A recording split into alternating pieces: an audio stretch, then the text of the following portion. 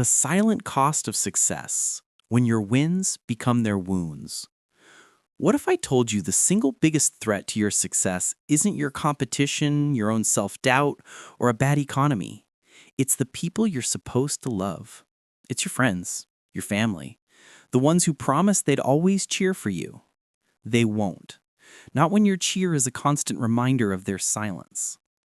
This isn't a cynical take, it's emotional behavioral analysis 101. You are on a mission to win. That means leaving people behind. It's hard to hear, but handling envy from friends and family is harder than you think. It's not a mild annoyance, it's a covert operation to sabotage your ascent. Stop pretending everyone in your inner circle is rooting for your exponential rise. They aren't. They're rooting for you to do well enough.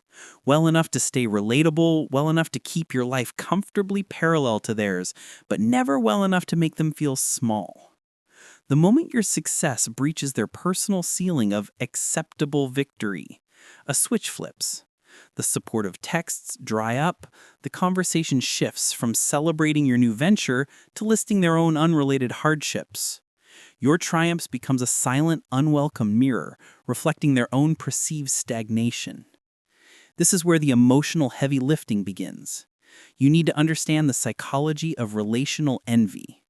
It's not malice, it's a fundamental human defense mechanism. Envy is the pain we feel when confronted with the superior advantage of others. When it comes from a friend, it's not just a feeling, it's a shift in the power dynamic of your entire relationship. You are no longer peers. You are the example, and they are the audience. That new uncomfortable reality is the first battlefield you must conquer. Let's drop some shocking truth bombs you need to internalize. Harsh insight number 1. Their envy is not a reflection of your failure to be humble, it's a direct metric of your success. The bigger the win, the more intense the resistance. Stop shrinking yourself to make others comfortable. That is a loser's strategy.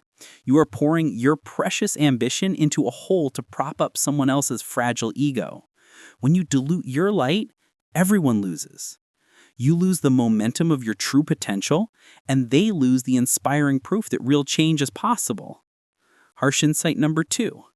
Your friends and family are often the least equipped people to celebrate your non-linear success. They operate on a known and safe life script. Your risk-taking, your huge wins, and your fast-paced trajectory challenge the validity of their own choices.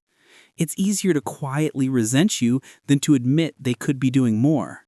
They may project their own unfulfilled potential onto you as luck or unfair advantage. Don't argue, don't defend, just recognize the pattern and keep building. Harsh insight number 3. The best way to handle their discomfort is not to address it with emotion, but to manage it with strategy.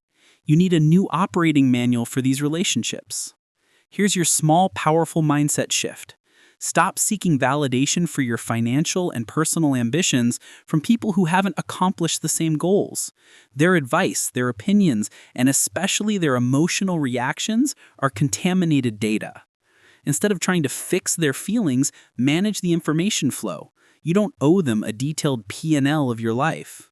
Learn to celebrate your wins with a private, curated circle, a mastermind group, a trusted mentor, or your partner. People who truly understand the game you're playing.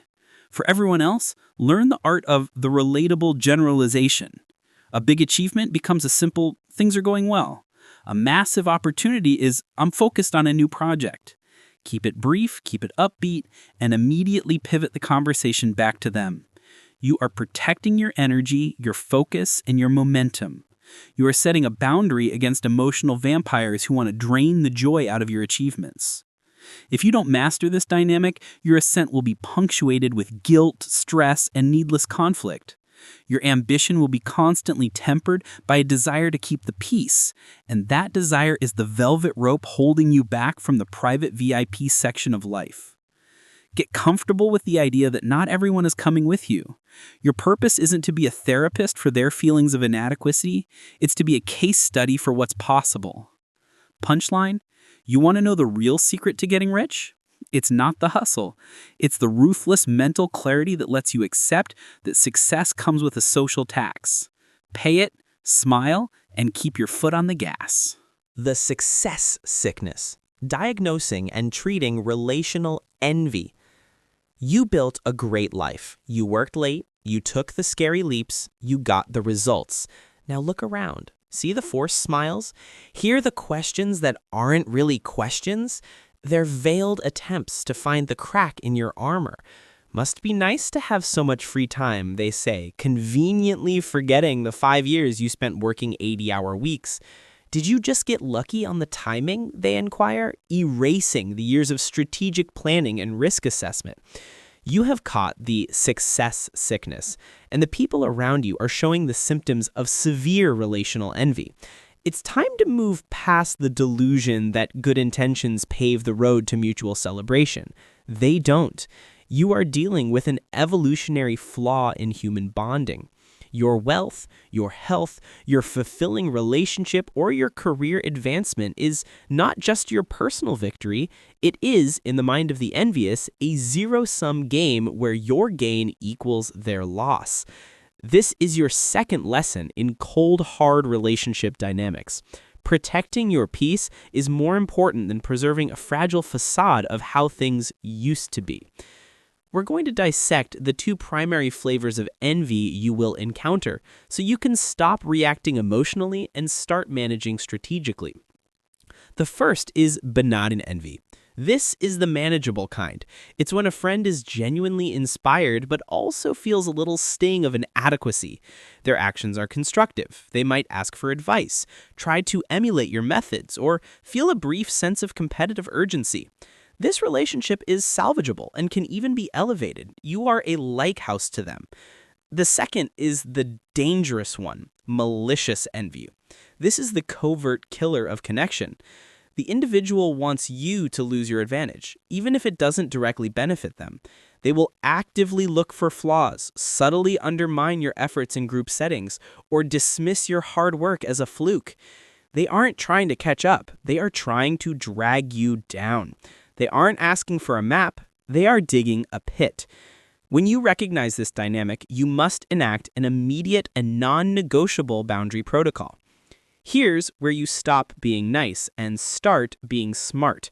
You need a 3-step defense protocol against malicious envy.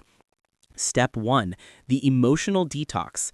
Acknowledge the pain. It does hurt when a loved one is a silent critic, but you are not a middle schooler needing a popularity contest win. Your life's trajectory is not up for a Democratic vote. Detach your self-worth from their approval. Their low vibration is a reflection of their inner world, not your outer success. Step 2, the information lockdown. Maliciously envious people are looking for fuel. Stop giving it to them. The less they know, the less they can judge, criticize, or sabotage. This is not about lying. It is about strategic silence. If you buy a new asset, tell them you rearrange the furniture. If you close a big deal, tell them you're busy with paperwork. Make your life an unreadable, non-reactive black box to them. Step 3, the slow, silent fade. You don't need a dramatic confrontation. You don't need to announce their termination from your life. You simply get busier. You return calls slower. You decline invites with polite, non-specific excuses. You are an engineer of space in your own life. The relationship doesn't need to explode, it just needs to quietly dissipate into polite, manageable distance. You are not a bad person for creating distance. You are a responsible custodian of your mental health and future legacy. Your final, crucial takeaway for this section: stop mistaking shared history for current alignment. Just because you grew up together or are bound by blood doesn't mean your goals, values, or ambition levels are the same now. They are not. Your ambition has created an invisible, unbridgeable chasm. Accept this truth with a sense of cold, objective reality. You have earned your success. Now you must earn your peace by curating your inner circle with the same ruthless efficiency you use to run your business or career. You can love people and still refuse to let them poison your environment. Punchline: if a relationship costs you your joy, your motivation, or your clarity, that relationship is a liability. And you don't get rich by holding on to liabilities. The uncomfortable truth of escalation. Weaponizing your success for growth. You've learned the diagnosis. You understand the defense. Now it's time for the advanced course. How to use the very friction of envy as a propellant for your next level of success. This is where the coach in me stops being gentle and tells you to weaponize the discomfort. Your goal isn't just to manage the existing level of envy, it's to get so outrageously, undeniably successful that the current resistance is rendered irrelevant. You are aiming for what I call the platinum paradox. It's the point where your success is so massive, so far beyond the scope of their relatable reality, that it stops being a source of personal offense and starts becoming a force of nature, something they can only observe, not challenge. This concept demands a brutal self-assessment of your current relationships. Think about the energy in the room when you talk about your wins. Are you the one who feels compelled to apologize for your good fortune? Do you downplay your achievements just to keep the conversation flowing smoothly? If the answer is yes, you are committing a double offense. You are insulting your own hard work, and you are allowing their low standards to dictate your emotional bandwidth. Stop it. Your primary relationship is with your own potential. Every time you shrink your truth, you are betraying that relationship. The ultimate power move is to live your life so fully that the whispers of envy become so faint they're inaudible. Let's talk about a final, game-changing mindset shift. You must reframe the feeling of their envy. It is no longer an attack. It is proof of your progress.